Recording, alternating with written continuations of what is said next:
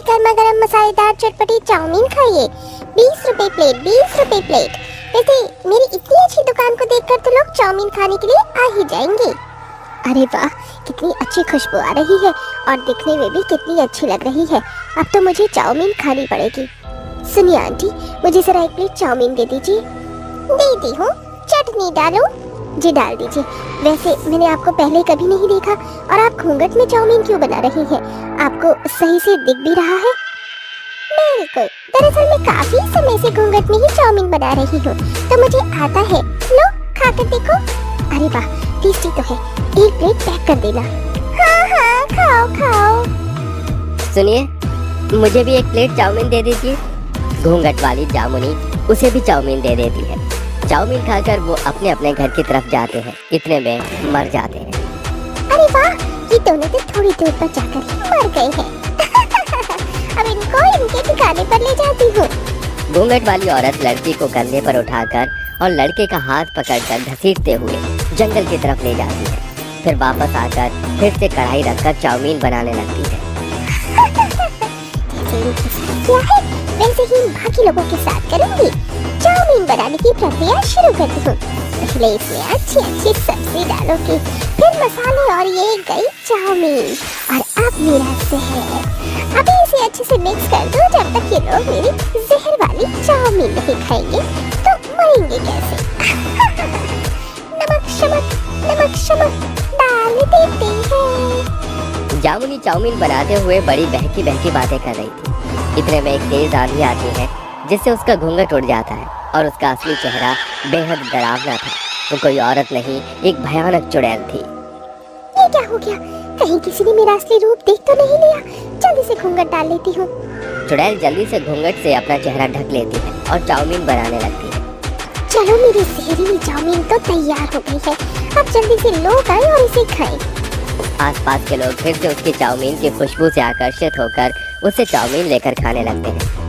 अरे वाह वाह वाह, कितनी अच्छी और सस्ती चाउमीन है। आसपास तो सारे लोग महंगी बेचते हैं। सुनिए, जरा मुझे एक फुल प्लेट देना। लीजिए लीजिए, आपको इसकी सख्त जरूरत है। सुधीर भी चाउमीन बड़े चाव से खाता है और जैसे ही प्लेट रखकर जाने के लिए मुड़ता है, इतने में वो भी जहर के असर से मर जाता है। घूंघट वाली चुड़ैल उस आदमी को उठाकर फिर से जंगल की ओर चल देती है। चुड़ैल की जहरीली चाउमीन खिलाने का सिलसिला जारी रहता है, पर आखिर वो चुड़ैल कौन थी और क्यों जहरीली चाउमीन खिलाकर मासूम लोगों को मार रही थी, और वो उनकी लाश लेकर जंगल में कहाँ जा रही थी? आखिर वो ऐसा क्यों कर रही थी? इस गुत्थी को सुलझाने के लिए कहानी में आगे बढ़ते हैं। हर रोज की तरह चुड़ैल घूंघट में लोगों को जहरीली चाउमीन बनाकर बेचती है, जिससे धीरे धीरे खाकर सब मरने लगते हैं और गायब हो जाते हैं। किसी को कुछ खबर नहीं थी, पर एक दिन रेशमा अपने पति सौरभ से कहती है, सुनिए जी, मेरा ना कुछ चटपटा खाने का मन कर रहा है। यहाँ पास में एक घूंघट वाली औरत है जो चाउमीन बनाती है। बहुत सुना है कि वो बहुत अच्छी चाउमीन बनाती है। जरा आप लेकर आ जाइए। अरे यार, तुम क्या अटरम शटरम खाती रहती हो? बंद कर दो, अच्छा नहीं होता ये। तुम लेकर आओ ना, मुझको भूख लग रही है। अच्छा बाबा, ला रहा हूँ, बस करो। सौरभ घूंघट वाली चुड़ैल के पास पहुंचकर उसकी जहरीली चाउमीन खरीदकर अपनी पत्नी को खिला देता है। इसके थोड़ी देर बाद ही उसके मुंह से झाग निकलता है और वो मर जाती है। ये देखकर सौरभ रोने लगता है। रेशमा, रेशमा, तुम्हें क्या हो गया? रेशमा, रेशमा, तुम्हें क्या हुआ? बोलो, इस चाउमीन को खाते ही तुम्हें क्या हो गया? मैं जल्दी से डॉक्टर को बुला कर लाता हूँ। सौरभ अपनी पत्नी को छोड़कर डॉक्टर को लेने जाता है। इतने में घूंघट वाली चुड़ैल उसकी पत्नी को अपने कंधे पर उठाकर ले जा रही होती है। वापस आकर सौरभ देख लेता है और उसका पीछा करने लगता है। कौन है ये जो मेरी पत्नी को ले जा रही है? मुझे इसका पीछा करना ही होगा। सौरभ पीछा करते करते जंगल की तरफ आ जाता है, जहाँ पर वो चुड़ैल उसकी पत्नी को बाकी लाश के ढेर के ऊपर पटक देती है और अपना घूंघट हटा देती है। कितने अच्छे लग रहे हैं ये सब, ऐसे मौत के घाट उतरे हुए। बहुत बोल रहे थे ना मुझे, ये लोग किसी के लायक हैं। मार दूंगी सबको चाउमीन खिलाकर। हे, तुमने मेरी पत्नी को क्यों मार डाला? आखिर क्या बिगाड़ा था उसने तुम्हारा जो तुमने ऐसा किया? और तुमने मेरी पत्नी की तरह और भी लोगों को मार दिया है अपने जहरीली चाउमीन खिलाकर। क्यों? आखिर क्यों? तेरी हिम्मत कैसे हुई मेरा पीछा करने की?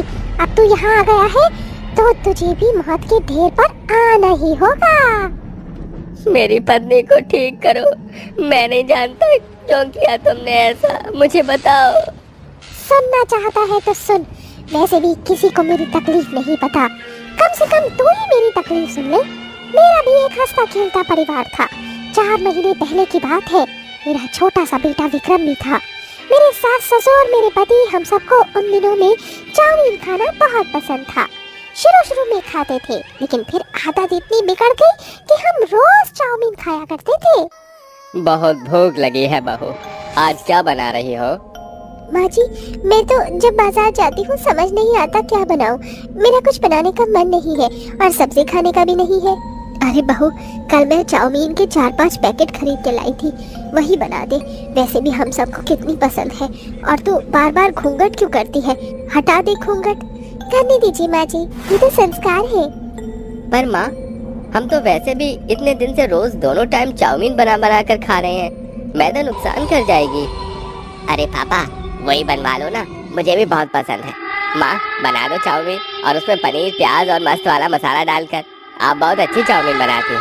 चाउमीन का नाम सुन कर तो मेरा भी मन कर गया है खाने का। बहू ऐसा कर, कढ़ाई भर कर चाउमीन बना ले, रोज खाते हैं, आज भी खा लेते हैं। ठीक है पापा जी, मैं अभी बनाती हूँ। जामुनी कढ़ाई लेकर उसमें तेल, सारी सब्जी, प्याज, मसाले सब डालकर भूनती है और फिर लंबी लंबी चाउमीन डालकर चटनी के साथ घर वालों को परोसती है। सभी लोग बड़े चाव से खाते हैं। सच में जामुनी, तुम्हारे हाथ में बहुत जादू है, गजब की चाउमीन बनाती हो। ये दर्द क्यों उठ रहा है जामुनी? हाँ बहू, ये तो है। मेरे पेट में दर्द हो रहा है। सरोज, मेरे भी दर्द हो रहा है अचानक से, पता नहीं क्या हो गया। माँ, ओय ओय ओय ओय ओय हो रही है माँ। माँ जी, पापा जी, विक्रम, रोहित जी, आप सबको क्या हो रहा है?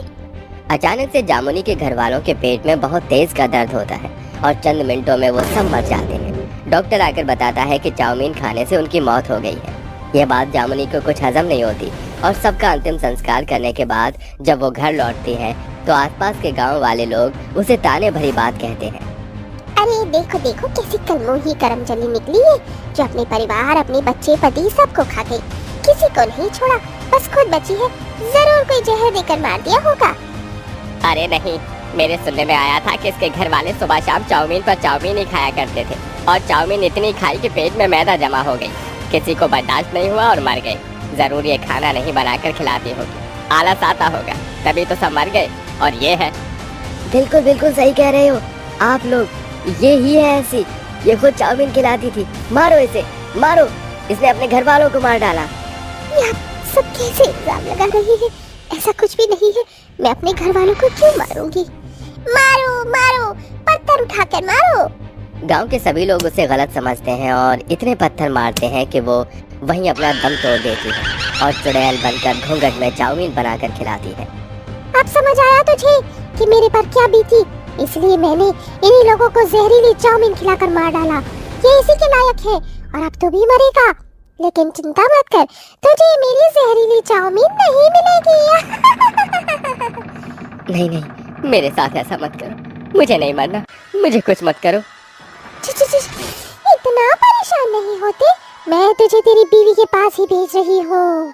चुड़ैल उसकी गर्दन पकड़कर उसे ऊपर उठा लेती है और पेट पर पटक देती है, फिर उठाकर दोबारा मार देती है। इसके बाद सौरभ का किस्सा भी खत्म हो जाता है, पर चुड़ैल का जहरीली चाउमीन बनाने का सिलसिला जारी रहता है। वो गांव वाले लोगों की जान लेना नहीं छोड़ती है। आओ आओ, आप सब भी आओ मेरी जहरीली चटपटी चाउमीन खाने।